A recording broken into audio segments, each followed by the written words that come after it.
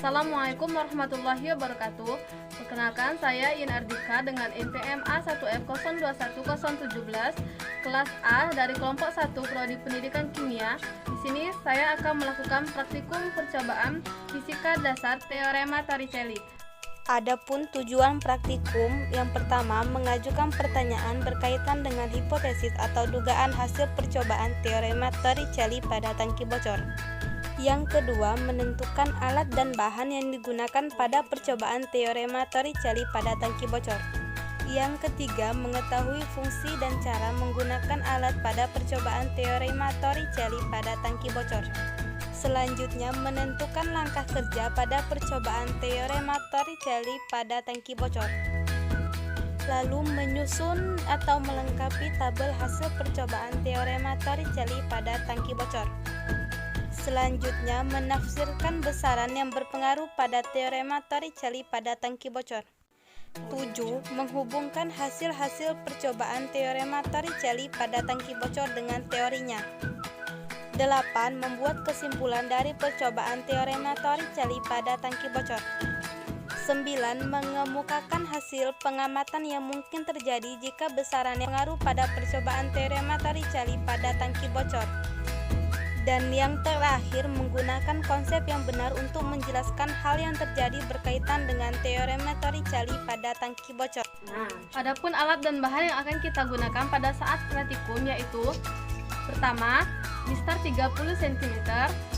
Kedua, botol yang telah berisi air setinggi 25 cm. Sediakan air, dan yang terakhir selotip. Lalu kita lakukan percobaan dengan ketinggian air pada 10 cm sebanyak 5 kali percobaan dan ketinggian 20 cm sebanyak 5 kali percobaan. Langsung saja ke percobaan pertama dengan ketinggian 10 cm dan kita ulangi percobaan tersebut sebanyak 5 kali. Pertama, kita buka selotip yang ditempel pada botol dan pastikan juga botol sudah terbuka. Lalu kita lakukan percobaan pertama, yaitu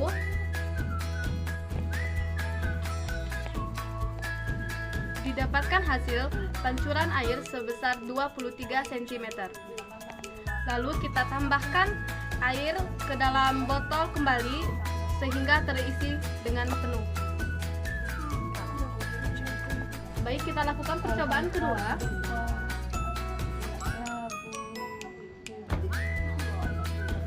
Didapatkan hasil panjang pancuran air sebesar 23 cm.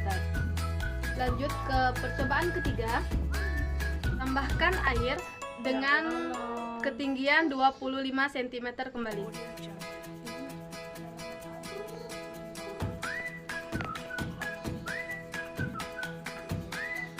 Selanjutnya kita lakukan percobaan ketiga.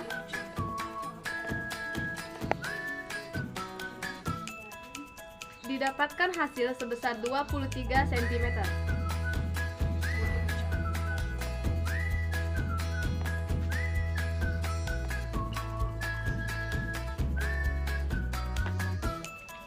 Selanjutnya percobaan keempat.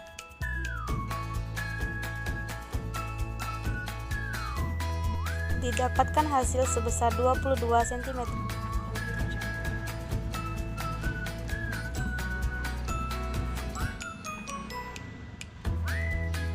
Selanjutnya percobaan kelima atau terakhir.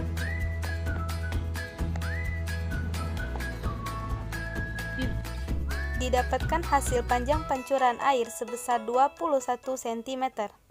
Dan selanjutnya kita ubah ketinggian pada botol yaitu 20 cm. Lakukan percobaan sebanyak 5 kali pengulangan. Percobaan pertama.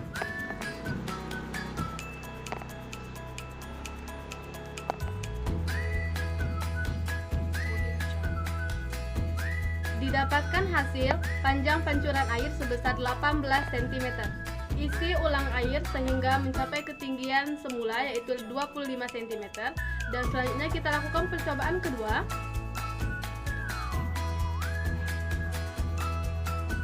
Didapatkan hasil sebesar 18 cm. Selanjutnya percobaan ketiga.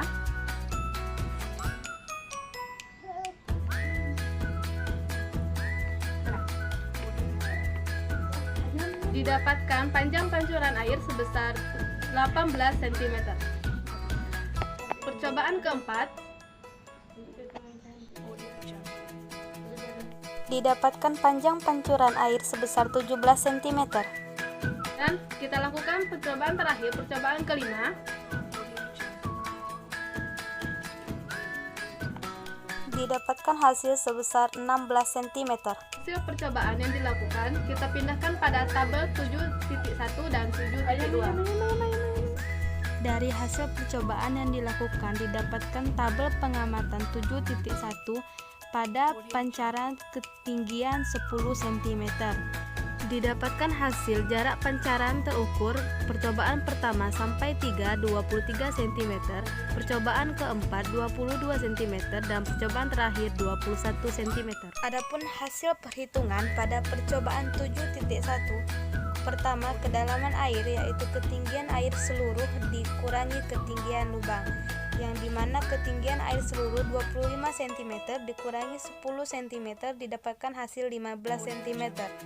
Selanjutnya tekanan hidrostatis Rho kali G kali H yaitu 1000 kg per meter kubik dikali 10 meter per sektor kuadrat dikali 0,15 meter didapatkan hasil 1500 PA. Jarak pancaran yaitu 2 akar H1 dikali H2 yang dimana 2 akar 10 cm dikali 15 cm didapatkan hasil sebesar 24,5 cm. Adapun tabel ralat jarak pancaran terukur tabel 7.1 di mana didapatkan hasil ralat mutlak sebesar 0,4, ralat nisbi 1,78%, ketelitian 98,22% dan ada data hasil perhitungan X plus kurang data X. Selanjutnya tabel pengamatan 7.2 hasil percobaan jarak pancaran dengan ketinggian 20 cm. Didapatkan dalam 5 kali percobaan, 3 kali percobaan pertama didapatkan 18 cm dan 2 kali percobaan terakhir didapatkan hasil 17 cm dan 16 cm. Adapun perhitungan kedalaman air didapatkan hasil sebesar 5 cm, tekanan hidrostatis didapatkan hasil 500 PA, jarak pancaran didapatkan hasil 20 cm.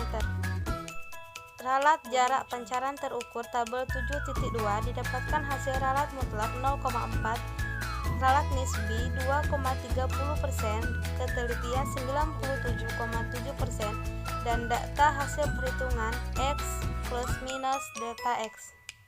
Selanjutnya, pengertian tekanan hidrostatis. Tekanan hidrostatis adalah tekanan yang diakibatkan oleh gaya yang ada pada zat cair terhadap suatu luas bidang tekan pada kedalaman tertentu dengan rumus P sama dengan Rho G kali H dengan keterangan P tekanan hidrostatis, G gravitasi bumi, H kedalaman, dan Rho massa jenis cairan. Faktor-faktor yang mempengaruhi tekanan hidrostatis yaitu 1. Massa jenis zat cair, 2. Kedalaman zat cair, 3. Percepatan gravitasi. Adapun grafik hubungan kedalaman dan tekanan didapatkan hasil berupa berbanding lurus, sedangkan grafik hubungan antara kedalaman dan hasil data X didapatkan hasil berbanding terbalik.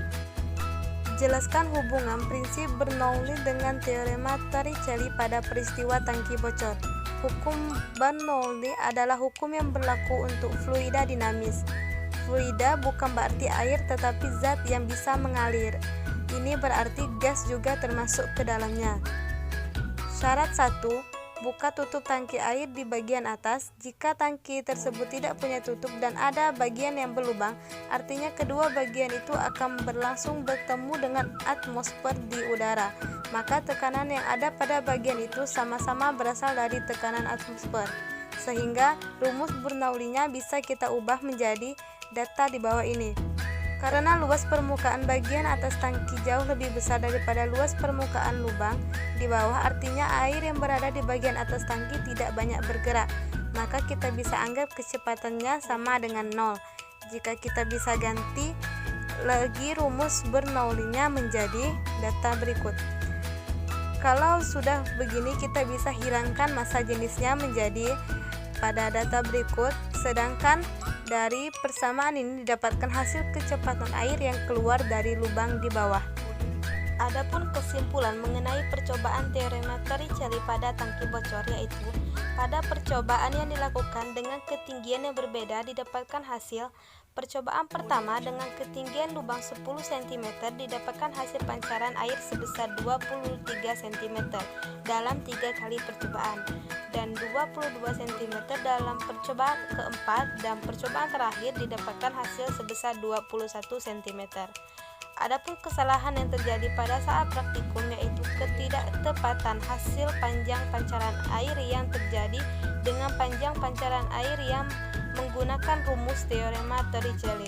Hal ini dapat terjadi karena ketidaktelitian saat melihat angka pada mistar. Pada percobaan kedua didapatkan hasil pancaran air sebesar 18 cm dalam 3 kali percobaan pertama, 17 cm pada percobaan keempat, dan 16 cm pada percobaan terakhir. Dengan kesalahan yang sama, yaitu ketidaktepatan hasil panjang pancaran air yang terjadi dengan panjang pancaran air menggunakan rumus teorema Torricelli. Jika ketinggian luas air lebih kecil daripada tabel pengamatan 7.1, bagaimana jarak pancarannya?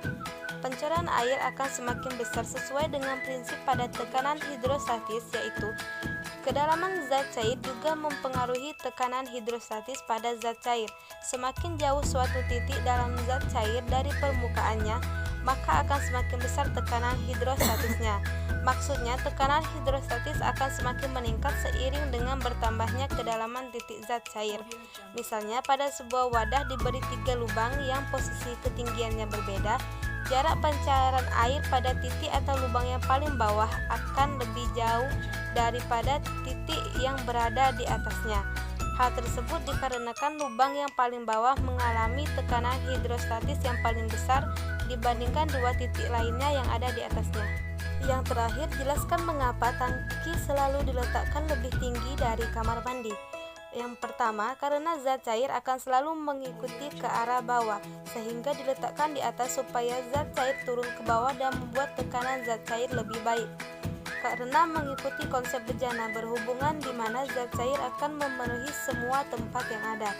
Adapun pembahasannya, sifat zat cair selalu turun ke bawah.